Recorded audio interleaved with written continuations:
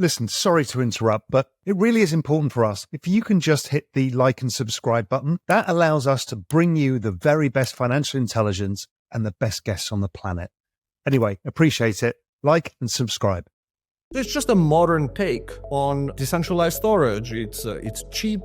It provides out of the box all of the features that all the other storage systems provide, from very large blobs to very long periods of storage to very flexible ways of bringing in and out storage nodes. There's a category where decentralization matters, where having a single point of failure is something you do not want, and where having a disparate mechanisms for funding your storage it actually matters, and getting guarantees on the availability of data absolutely matters. And this is where we think Walrus shines, and centralized capabilities just cannot compete. Any application, no matter what the hot thing is tomorrow, will need some storage for either its inputs or its programs or its outputs. So all of this basically will be able to use Walrus down the line.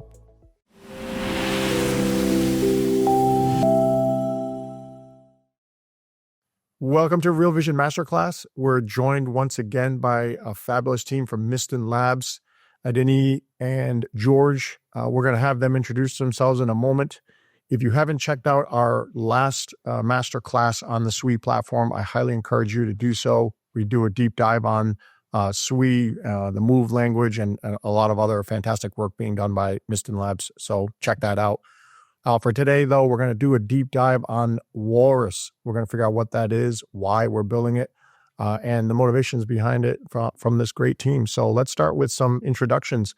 Adeniyi. Hi, everyone. My name is Adeniyi Abiodun. I'm one of the co-founders of Mysten Labs. I'm the chief product officer of Mysten. I've been in the crypto space since 2011, but I started off my career as a software engineer and was fortunate enough to get involved on the Facebook Libra project, where I met all my co-founders, and we endeavored to build Mysten, which is a company focused on building protocols and platforms to make the internet more decentralized. Excellent. And George. Hi, everyone. So I'm George Danezis. I'm also co-founder of Mysten Labs, and I act as the chief scientist. Before that, I was an academic in London working on all sorts of peer-to-peer systems and distributed systems for many years, and then got interested in blockchains in the mid-2010s. And in particular, the problem of how do you scale them up? How do you make them accessible to everyone? How do you make them compete in terms of performance with more traditional systems? And then the company that I started on that topic was acquired by Facebook at the time to work on the Libra project. And this is where I also met all my co-founders. And then after that did not get anywhere. We started Mysten Labs. That's fantastic. Great. So, we've had this, as I said earlier, we've done a deep dive on Sui and all things Sui, but today we're going to focus on Walrus. And before we get into exactly what that is, I'd like to kind of frame what the problem statement was that led you to Walrus. What did you see was wrong, and why did you think that you needed to fix it? Maybe we'll start with Adeniyi. Actually, George is the best person for this. I'll let George. Oh, let's go. Yeah. Sure, yeah. Happy to give a little bit of a background, right? So we started Mysten Labs, and our vision was, let's create decentralized infrastructures where you can really build ambitious applications, right? Like the kind of applications you would want to use in consumer kind of like products, etc. And we went around pitching ideas, to investors, potential users, and we told them, look, in Web3 today, there are lots of restrictions. Things are expensive, things are slow, but also one of the restrictions is you can't store many things on a blockchain, right? And at the time, we were kind of like designing Sui, and we said, look, on Sui, you can store things on the blockchain. Now, what we meant was you can store much more and much more cheaply than in other blockchains. So you can store your metadata there. You can store, let's say, the characteristics of your NFT. It's not just a link, it's like some rich data, like, many kilobytes of data. This is what we had in mind, right? What folks heard instead is you can really store anything. You can store the images, you can store the 3D meshes, you can store the binaries, the games, the websites, everything on chain, right? Which is not entirely what we meant when we said you can store more things on chain, right? So when we basically, initiated Sui, and now Sui is it's a network in itself and has a lot of use, we immediately thought, well, what about that problem, right? It seems that there was appetite, right, to store much more on a distributed system, on a decentralized system than even Sui can provide, right? The actual assets, the actual images, the videos, the websites, all of that other stuff. What if we try to speak to that need, right? And this is where the idea of Walrus came about. We started seeing a lot of the applications on Sui, but also other ecosystems really needing to store these kind of assets and, having options that were not really satisfactory. And that was basically what got us started in building Walrus. Hi, Raoul here. Listen, I think we've got until 2030 before the economic singularity arrives. Now, it might not be the exact date, but it's around then. So we have about 6 years to figure out how to unfuck our future. I've put together a report to help you called Prepare for 2030. It's going to help you take the first steps in that journey to make sure you're secure past 2030.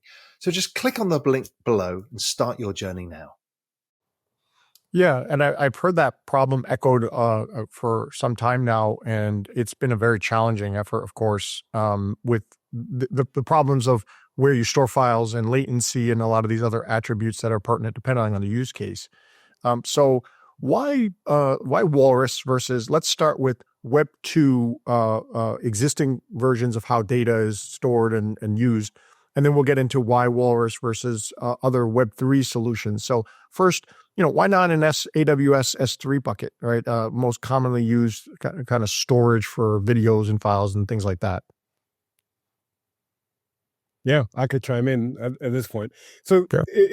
I'll probably go back to like the mission of Mysten Labs. So the reason why we founded Mysten is we believe the internet is reaching a point of mass centralization, right? Centralization not because companies are evil, but centralization because it's easier to coordinate things if you just keep it fenced within a small set of services you control. While this may offer some amazing benefits for consumers to a large extent, there's also always a trade-off. Namely, you don't own the data that you think you own. You end up becoming the product as a result. You can get censored in regards to information you want to provide, and there's no way to sometimes even give guarantees about the longevity of the data or provenance of the data that you own as a result. So our first foray into solving the problem was, first, we wanted to solve the coordination problem with Sui.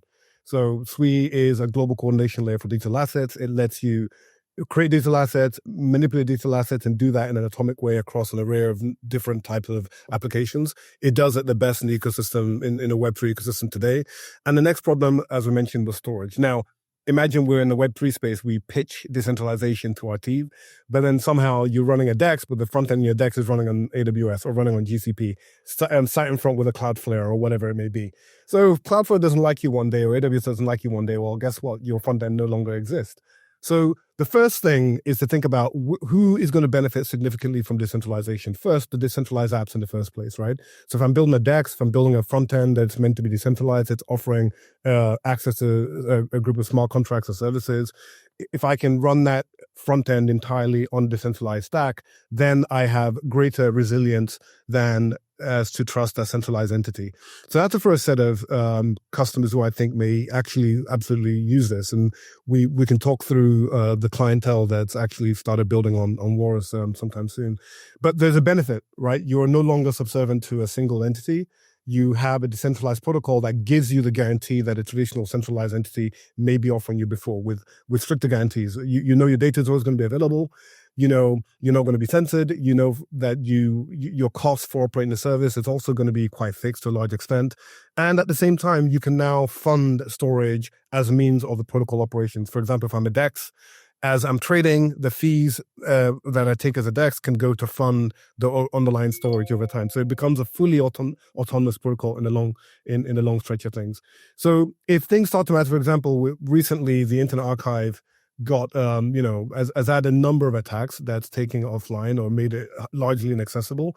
So imagine a world where, companies who have archival data or historical data that the world really cares about. Like Internet Archive, for example, wants to provide a mechanism where their data is always available to the public, even if they want to put a paywall behind it, but get guarantees that the data is always going to be available to the public, like a Wikipedia, for example. You could do that with a Walrus. Walrus will give you strict guarantees of the availability of that data. It will give you new mechanisms for funding that data storage for the long term that a centralized entity may not give you. And additionally, you'll be able to know, for example, if I'm writing news, I'd be able to prove to you that this was the image that was stored on the 5th of November 2014, and there'll be no need to debate as to whether I've doctored it thereafter or things like that. So data provenance starts to become very, very important. There are a multitude of many reasons as to why Walrus would be an ideal candidate for something you may use rather than a centralized counterparty. Now, also, it'll be irresponsible to think that the whole world is going to move from centralized storage to decentralized storage. There's a category where decentralization matters, where having a single point of failure is something you do not want, and where having a disparate mechanisms for funding your storage actually matters, and getting guarantees on the availability of data absolutely matters. And this is where we think Walrus shines, and centralized capabilities just cannot compete. George, I don't know if there's anything you want to add to that. No, I think that really captures the reasons one would prefer to use a decentralized storage solution from a centralized one. It's really to do with the security properties, resilience, auditability, and all the other reasons. Also, you would use to some extent a blockchain rather than a centralized app. Yeah, some of the properties that really resonated with me when you were talking were these ideas of provenance. We see very recently, in the election cycle, the idea that video or content, if it's genuine, where is the source of that information? How does one vet that it's accurate? And how does one make attestations? There's a whole range of problems about data provenance and its authenticity that, with a single counterparty, you could introduce doubt. You could introduce the ability to manipulate or to remove data entirely so that's no longer available. So, some of the properties that I heard that are very interesting and I think unique to decentralized storage systems are this provenance problem. And of course, this idea that it's persistent, that it's going to be there when you need it, irrespective of a lot of the challenges that may happen in the retention of that data. There could be political challenges, economic challenges, et cetera. So, I can definitely see that. So there are other parties in Web3, let's call it blockchain-related projects that have attempted this.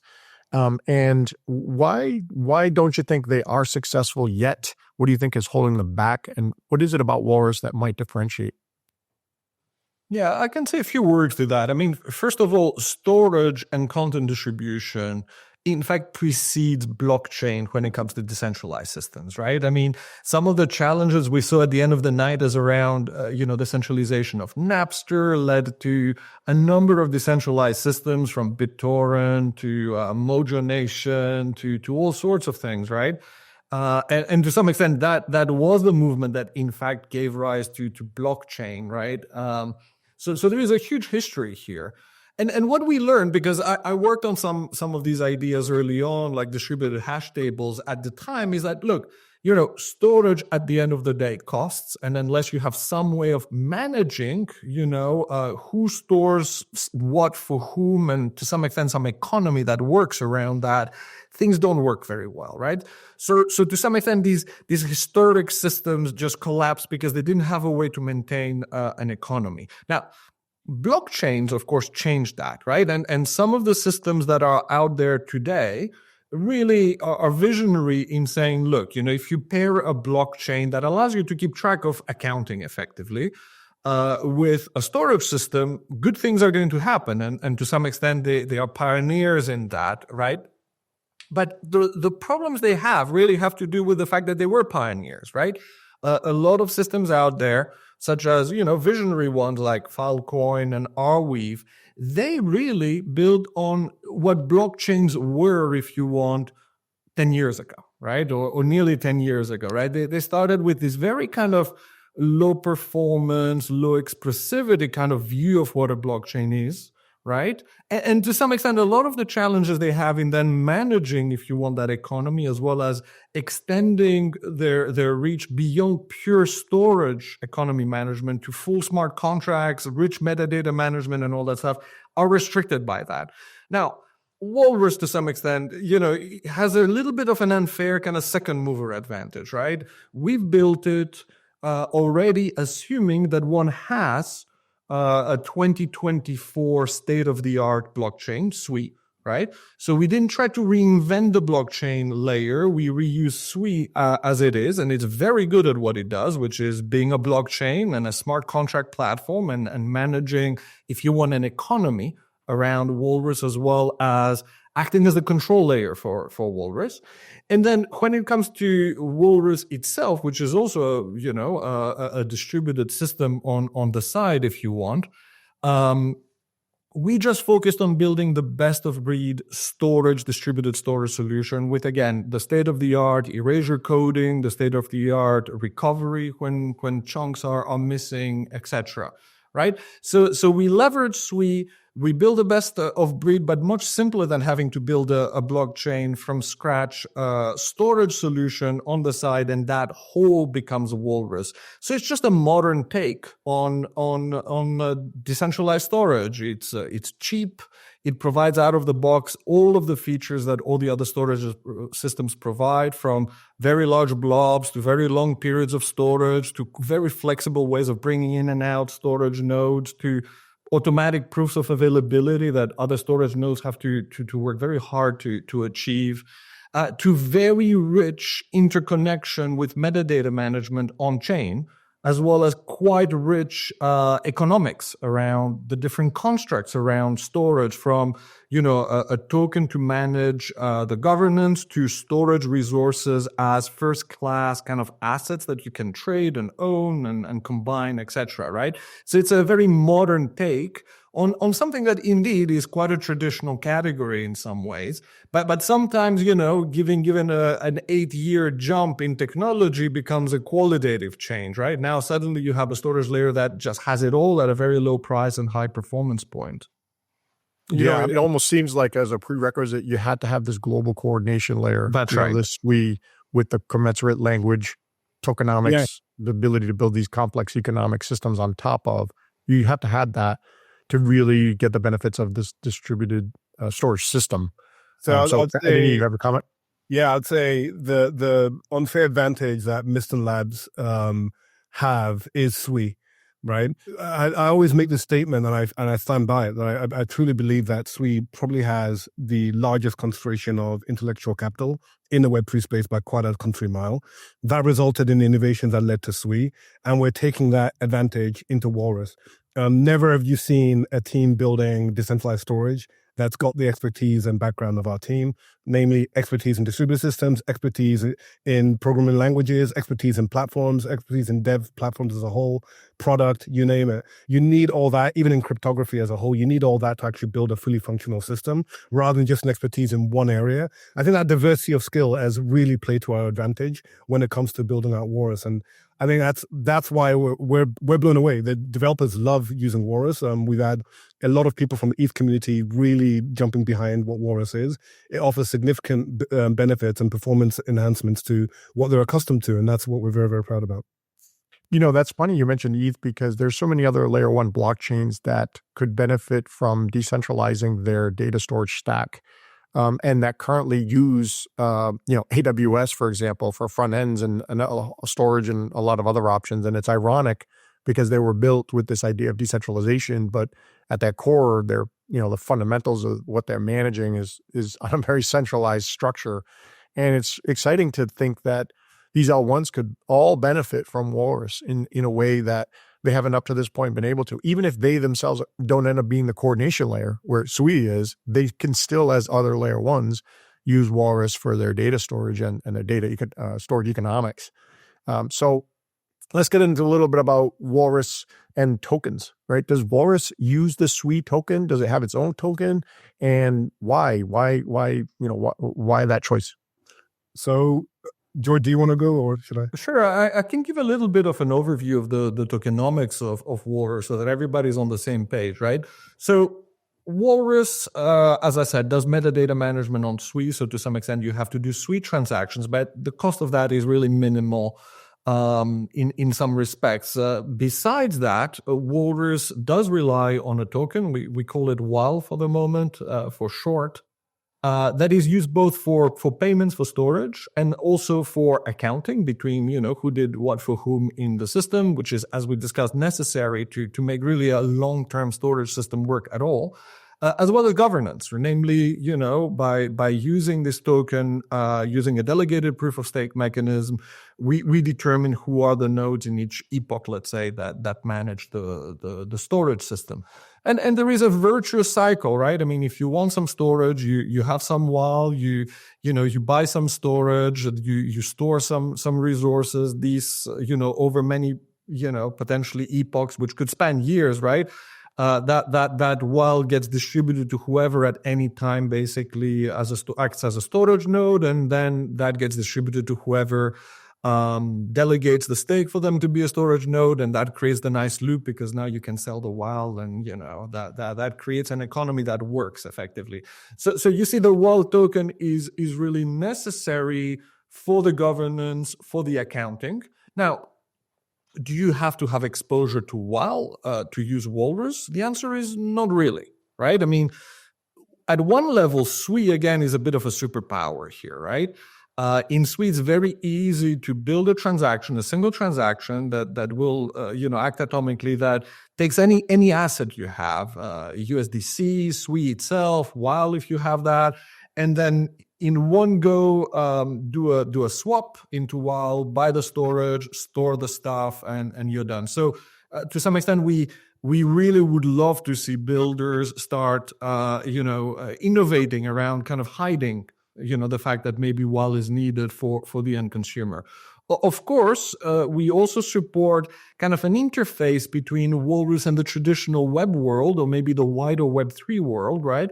Where you can have effectively a publisher that you pay in whatever, right? You pay using a credit card, you pay, in cash in some kiosk, you pay using Ethereum if you want, that then just basically underwrites the cost of doing the storage operation. So, you can just do an HTTP request with a cookie that identifies you as someone who has already paid, and your resources are stored on Walrus, and you don't even have to worry about automatically interacting with Sui or Walrus or maybe even a blockchain at all to support even Web2 kind of use cases. But of course, under the hood, if you really want a very deep integration with Walrus and managing metadata using custom contracts or doing complex kind of operations that are quasi-financial operations in this commodities market for storage, you can build smart contracts on Sui, of course, that expose you to the full complexity of all that. So store retrieve doesn't require you to either handle tokens or be too intimate, if you want, with any blockchain, let alone Sui. Very deep integrations, of course, are enabled by that kind of coupling with Sui. Yeah, from what I heard there, it seems like there's a few opportunities for builders and other parties to abstract the kind of underlying volatility of or potential volatility of the WAL token to other tokens like Sui or USDC, or even build a kind of payment gateway for normalizing it to just traditional payments, like in fiat payments, for example. And so there's opportunities there for people to build those layers in between so that it becomes very simple and easy to get adoption. And I think that's an essential element, because we've seen in other networks, the volatility of the underlying asset can be very difficult to manage from a business perspective. And so if you have opportunists who build services in between and have a very simple language and L1 to build on top of, then that kind of all just will play out normally. So how does one balance then how many WAL tokens or whatever they'll end up being called with, you've got, on the one hand, you've got the people who have the resource for data storage, right? They have the hard drives and the data centers. And then on the other side, you've got the people who are own the WAL token, maybe they're staking, et cetera. And then maybe on the other side, you have people who need data storage and they need to make payments. There seems to be this kind of tension between commodifying it and then getting to a stable price. What are your thoughts on that? Is that maybe too premature to speak on, or what do you think? Yeah, this is amazing superpower of Sui. Just one thing to clarify, right? Although Walrus is fully it's coordinated using Sui, it stores all the metadata, all the governance is managed on Sui. The Walrus storage nodes are actually a different network. The Walrus storage nodes are independent networks that operate using the wall token. That effectively you pay the fees for storage using the wall token as a result. The amazing thing here is Walrus gives you the benefit of buying up to 2 years worth of storage upfront. So you can prepay for storage 2 years in advance, so you don't have to worry about volatility. In fact, if you don't need your storage anymore, you can actually trade it and sell it to someone else who may want to buy it. So you can build on Deepbook or an AMM the ability to trade storage or unused storage, which is something that could be done with completely programmatically as well. Separately, if you think about Sui has this mechanism that will be enabled soon where every epoch validators can basically put a bid out to what they think gas prices should be. And that effectively lets you quote gas prices relative to the cost of operating the infrastructure, which means Sui overall, from a cost perspective of running the network, you then have, basically the cost should be flat dollar-wise for running transactions on Sui. Walrus will have the same kind of benefit where the node operators or the storage nodes can quote what they think storage should be. And over time, that should really normalize over time. So as you have more and more demand, there should be more and more demand for Walrus. But overall, the cost for storing data on Walrus should be tied to the economics of actually running and operating the network as a whole, which is very unlike others how they build networks. George, I don't know if you want to add anything there. Yeah, I just want to add one more thing, right? So to be honest, being exposed to the volatility of storage costs is a good and a bad thing, right?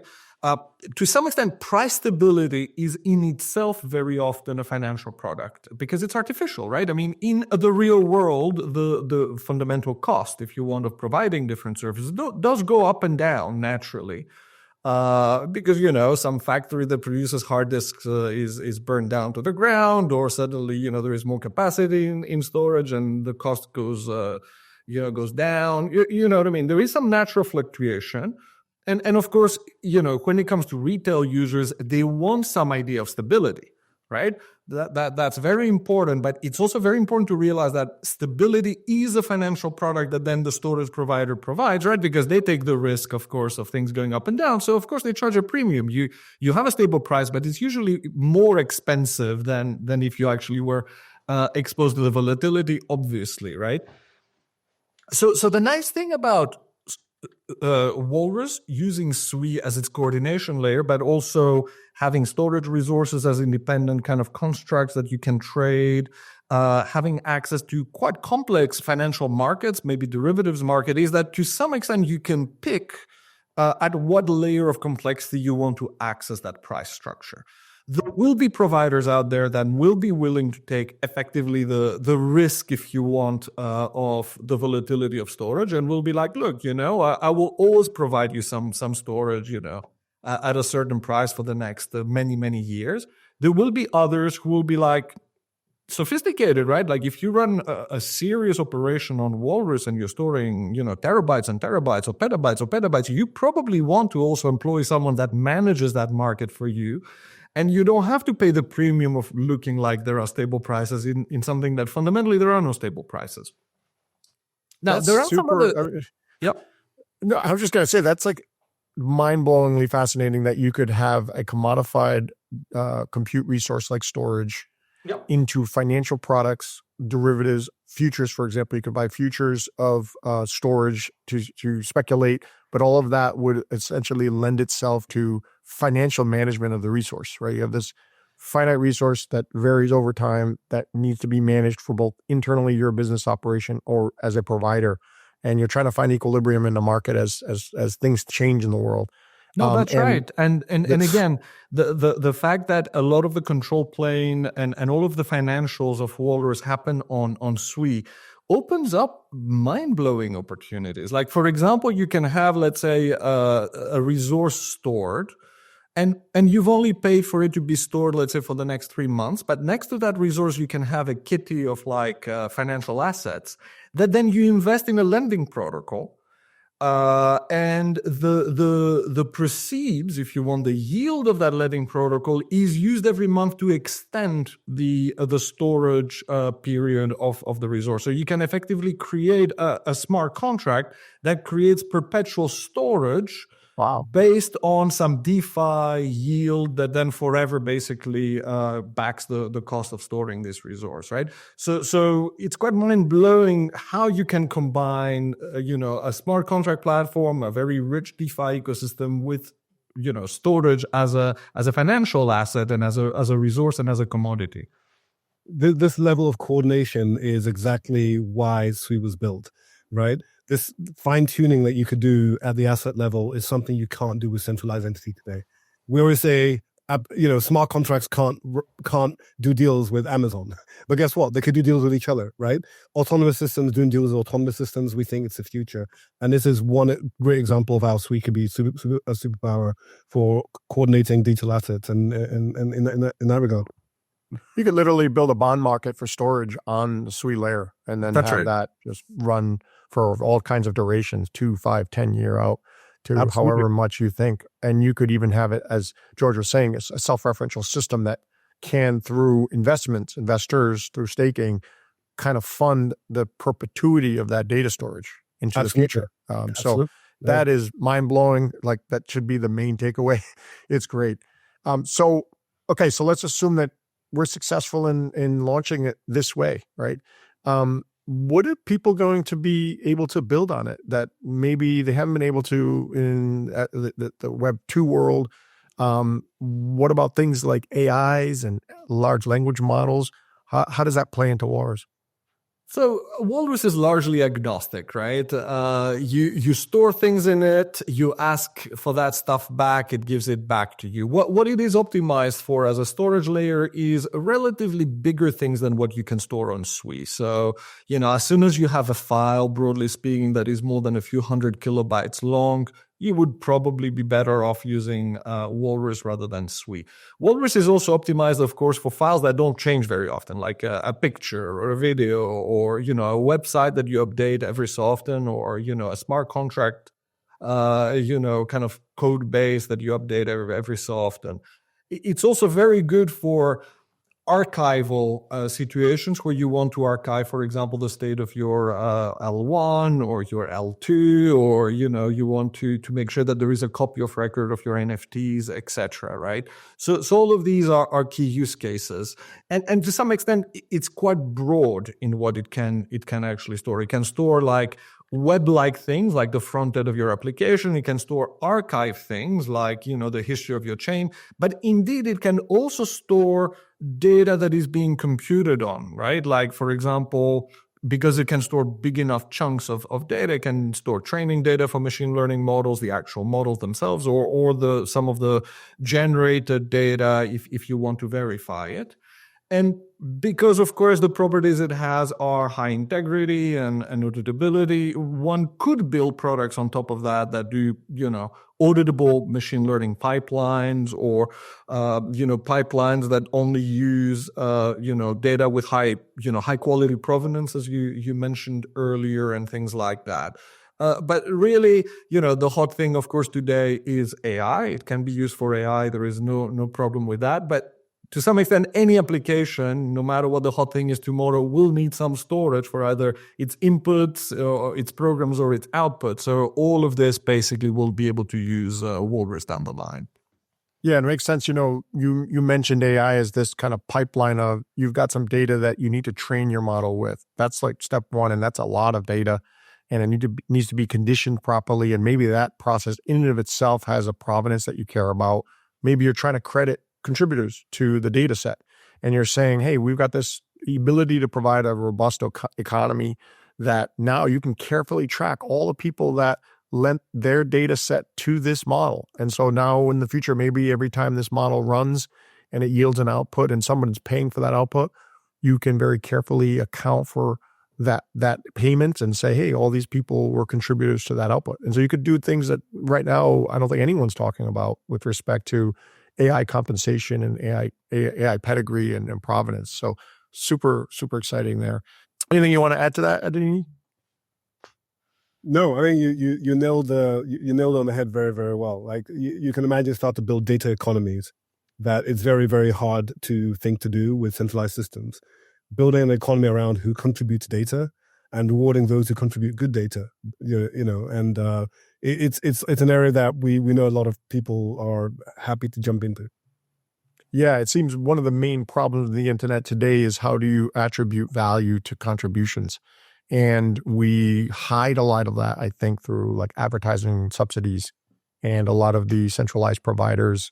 It's very data extractive, very value extractive. Whereas here, it can be more value complementary, where this rich economy, people benefit whether they're providing the data and they themselves become the product.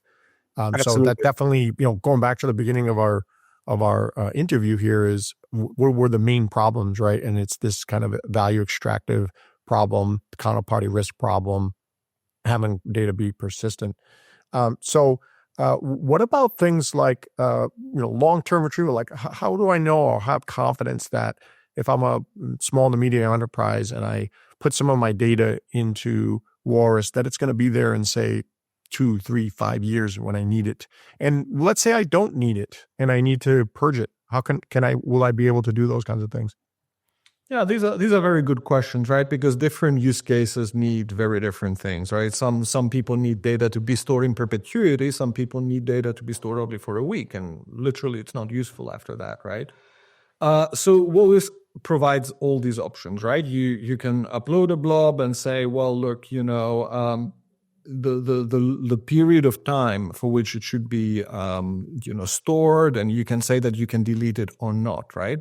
And these cover very complex different use cases, right? So for example, we have a very specialized storage need, which is data availability for L2s. There you need to be able to store some data for a period of time, and even you are not capable of deleting it because, of course, it's going to be relied on Ethereum, let's say, in order to make sure that the roll-up, history is available. So it's very important to make sure that no one can delete it, including the person who uploaded it. There are some other use cases, though, like, for example, you're uploading some of your own files, right, that you want to share with your friends or whatever, and you keep changing the file, right, because you do some collaborative editing. There, really, you want the last version, and you want to actually make sure that you can save some costs, right, by deleting the previous versions. So Walrus supports all of these different use cases, and you control all of that when you buy resources, when you register the blobs on the Sui blockchain. So you have flexibility there. Now, how do you make sure that the data is there eventually, right? So you pay for that service.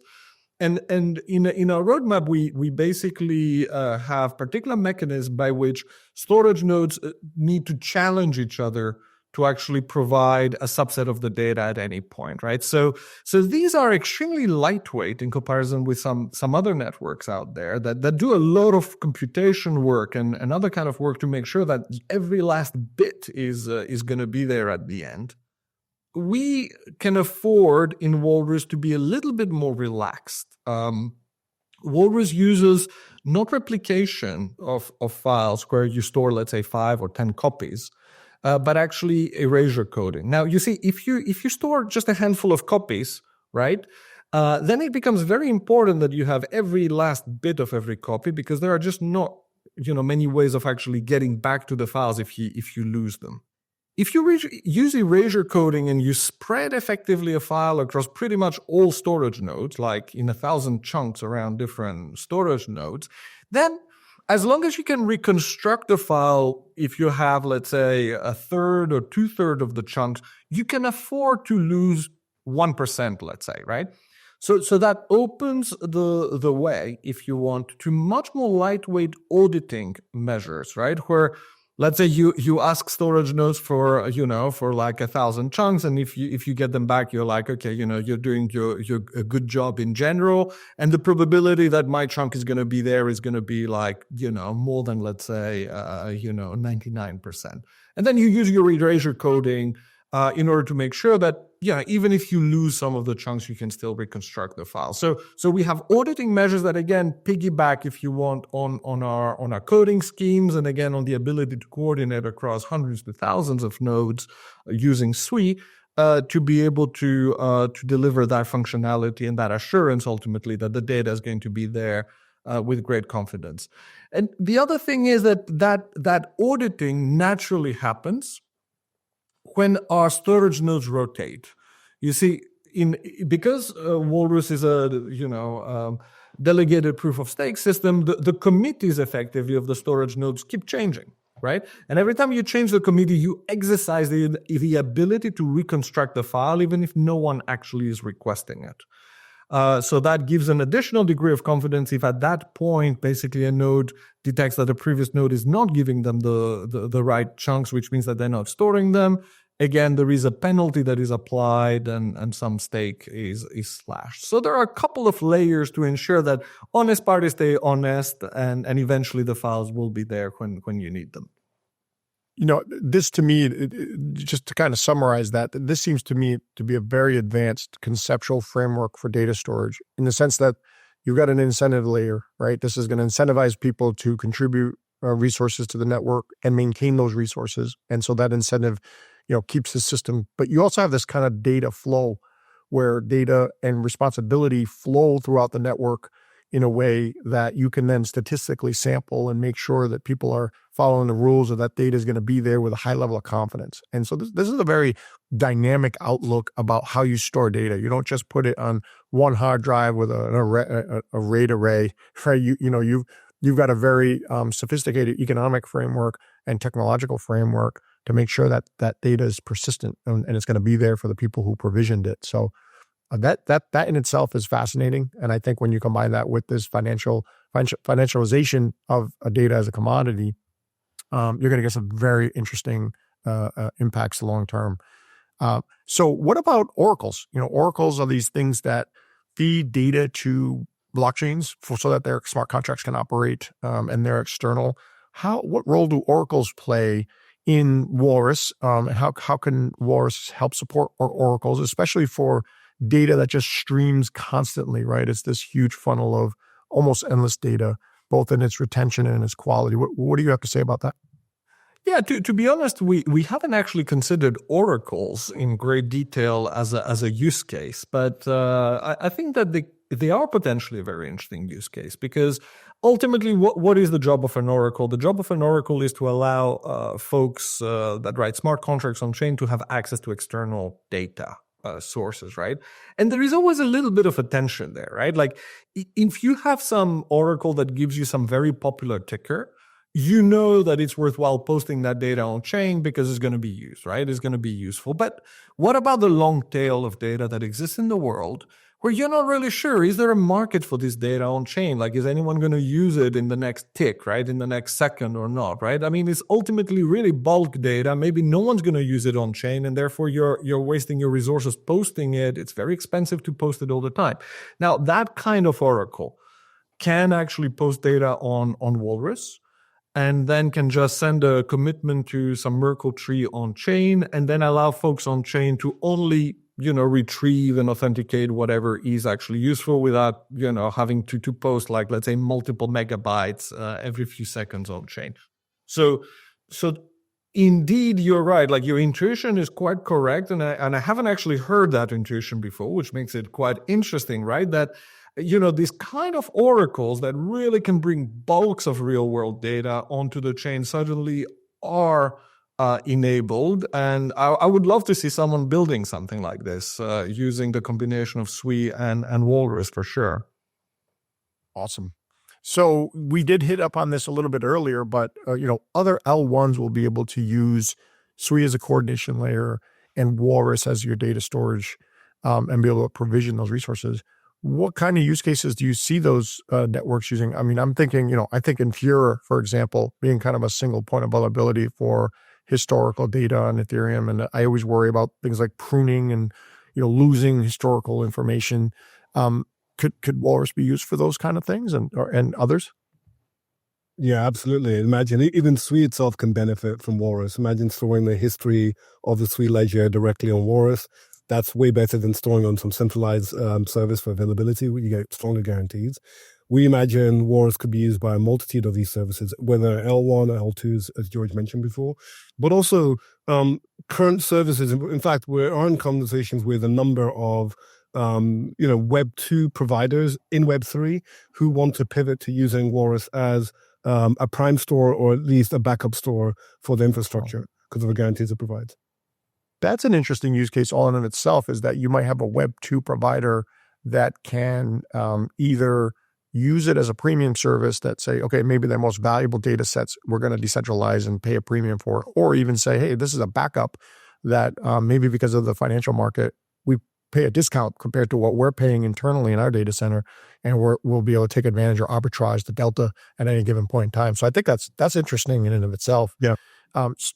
So anything you want to add, George? No, I think that indeed, there are two major use cases if you're a non-Sui ecosystem, right? I mean, there is, of course, the history of your storage, right? I mean, all blockchains share the need to store their history somewhere, right? In the short term, in the long term, whatever. And in the very short term, specifically when it comes to the L2 scaling vision, right? You need to actually have data availability. If you're in L2 and you post basically a blob commitment on the Ethereum chain as part of your settlement, effectively, you need to make sure that everybody needs to make sure that this does correspond to some data I can download and it's the same as everybody else will see. And that is a very direct need. The third use case for all chain, again, is that most smart contract platform need to have a significant amount of code that is not actually on a smart contract on chain, but rather in a more traditional, if you want, website, right? That needs to be served. Where does that get served from, right? It has to be served really from a decentralized store, as well as maybe other options, right? Just to make sure that it cannot actually be suppressed or taken down, etc. So again, it is totally a valid use case in our mind, and we would love to promote it to have folks on Ethereum, running their, smart contracts on websites that are served through Walrus in a similar way as you could do it from IPFS today, etc. So all of these use cases are definitely part of what we are designing Walrus to do. And what would you say about things like latency? There's a lot of this idea of video latency or gaming latency.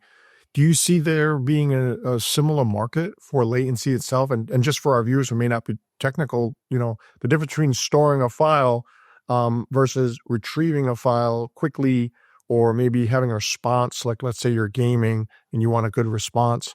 Latency is a critical parameter. So do you see latency coming into play with Walrus? How? And do you see a financial economy behind that? So out of the box, Walrus should offer latency that makes it, very usable for, web browsing, if you want, right? Mm-hmm. Effectively, the storage nodes are distributed around the world. They each come with caches in front of them to even kind of make the latency of the second access much quicker. And that's already, very usable for web browsing. Now, what Walrus is not is a content distribution network, right? So users may be familiar with, being able to download, let's say, a video these days, or, from a streaming service, etc. These systems don't just go to a store and get the data out. They proactively distribute the whole file, usually across key points around the world, right, that are very well connected, right, on each continent, and then, you go and access that file there. Very often they push it all the way to the edge towards like big ISPs or points of presence. Now, Walrus in itself does not do that, right? But I would like to actually point out that this is an opportunity for the community, because I personally think that having, a decentralized content distribution network that uses Walrus as a backing store, but then goes the extra mile, so to say, right, and actually does do this distribution and has some economics that make sense, is a huge opportunity for whoever wants to build it. And I would love to see the community building such added value services effectively, so that video and images and all of that stuff can really be delivered as quickly as you could with your normal CDNs. Now, until that happens, of course, you can always point a traditional CDN to Walrus resources, and then you get the latency you have. But of course, that's a centralized component, so that's something to look out for if you worry about resilience. Yeah, that's super exciting because the same coordination layer that Sui provides for all the other things that we've talked about, you could use it for that latency problem. You can use it for creating a CDN. Nothing's stopping anybody, and that's what's beautiful about this. It's permissionless, and so opportunists will see this very clearly and say, yeah, in these jurisdictions and these areas around the world that have high demand, there's a premium here.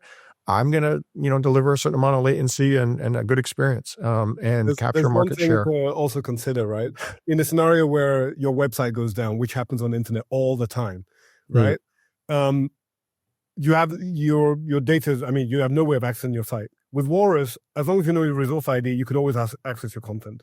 So the Walrus network is always going to be live. Just choose another CDN as a buffer or hit the Walrus node directly and get your data, which is an amazing story from a resilience point of view that you just don't get anywhere else. That is amazing. And from a avoiding deplatforming point of view, right? Well, to add to that, we have something called Sui NS, which is a domain name service. So, we have DNS hijacking all the time with the internet, right? But the Sui natively has a name service that is resilient to such attacks. And this name service actually is used as a mechanism to deploy websites.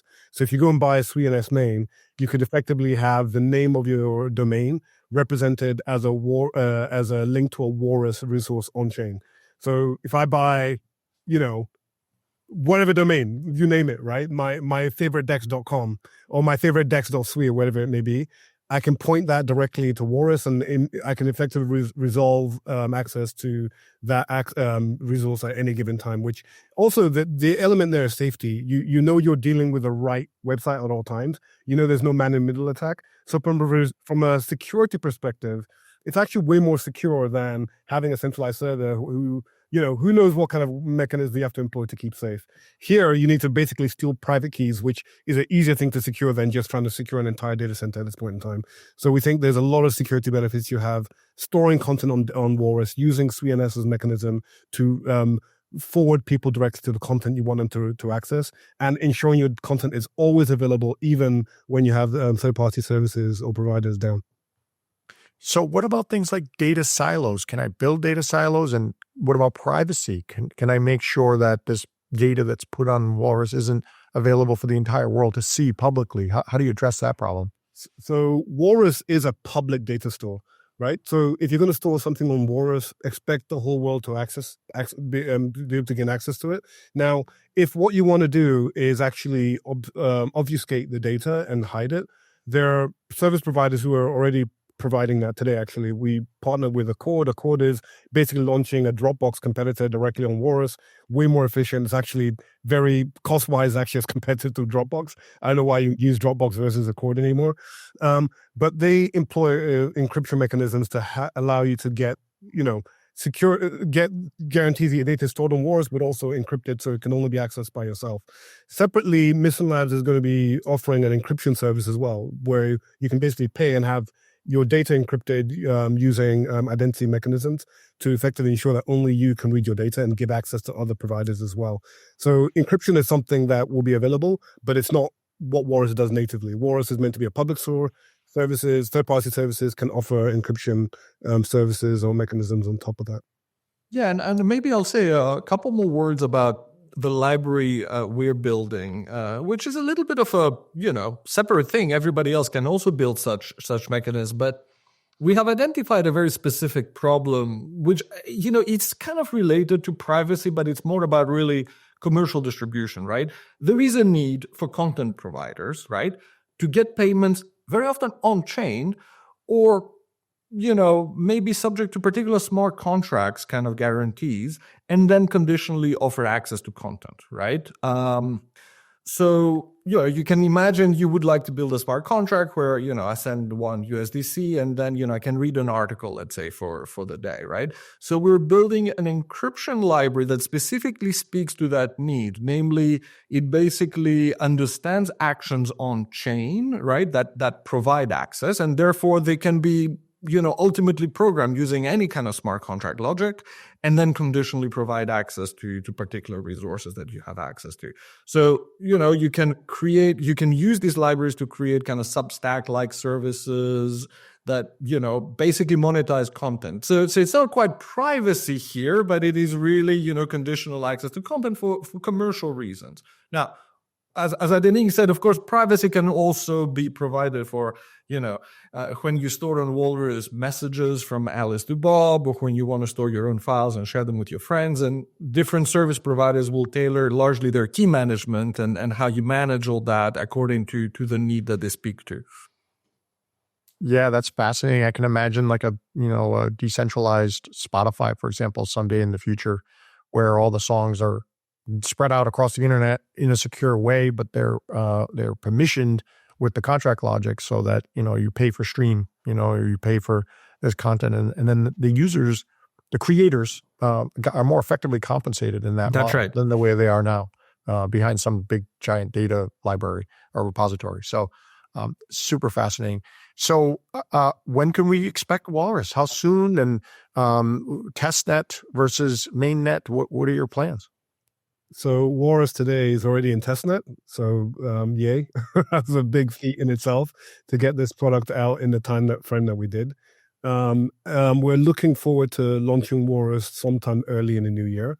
So we haven't announced the mainnet date yet, but we expect it to be early 2025.